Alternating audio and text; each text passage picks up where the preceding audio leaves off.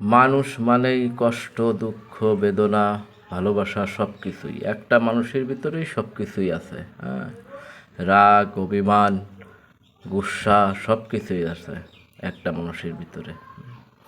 কিন্তু মানুষ যে কোনো কাজ করে কিন্তু যে কোনো আশায় কিংবা যে কোনো লোভে।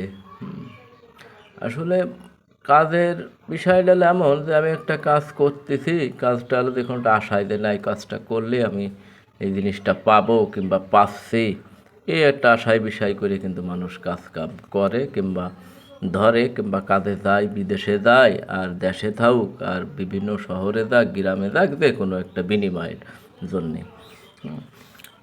এই হলো মূলত বিষয়। হ্যাঁ, কিন্তু দেখা যাচ্ছে সেই আশাটা যদি তার পূরণ না হয় কিংবা পূরণ হতে দেরি আছে, সে কিন্তু ধৈর্য হারা হওয়া যাবে না।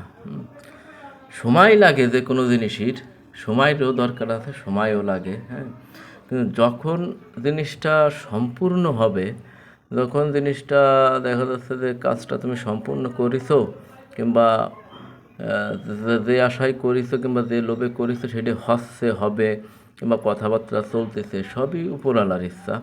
আল্লাহ যদি চায় দেখা যাচ্ছে তোমার একদিনেও সব ঠিক করে দিতে পারে, আবার যদি না চাইতে সারা জীবনও তোমার ঠিক করে দেবে না, সবই উপরওয়ালার ইচ্ছা।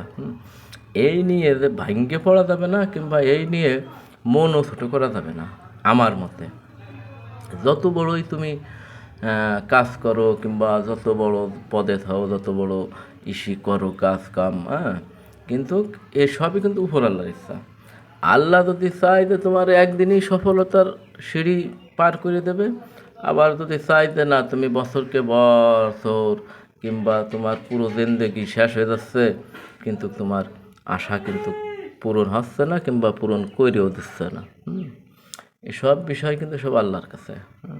এই জন্যই মন ছোটো করা যাবে না আর ভাঙ্গে পড়া যাবে না।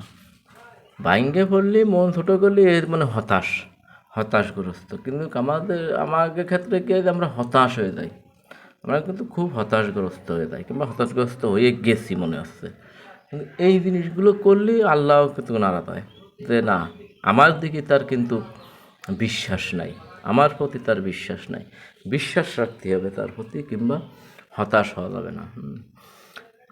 এই কাজকর্ম যে যেখানেই করতেছে মানুষ, যাতে বিদেশে হোক দেশে হোক, বিদেশে থেকেও কিন্তু সে লাখ লাখ টাকা কেউ কামায় দেশে ফাটাচ্ছে, দেখা যাচ্ছে 10 বছর বিদেশ করেও তার বাড়ি লাখ লাখ টাকা মাসে ফাটায় কিন্তু কিচ্ছু নাই। আবার দেখা যাচ্ছে কেউ 1 বছর 2 বছর বিদেশ যায় কামাইছে 40,000, বুঝে শুনে চলিছে, এর দিক দিয়ে কিন্তু সে ভালোই আগুই গেছে। এই জন্যই বলি যে সবই উপর আল্লাহর ইচ্ছা।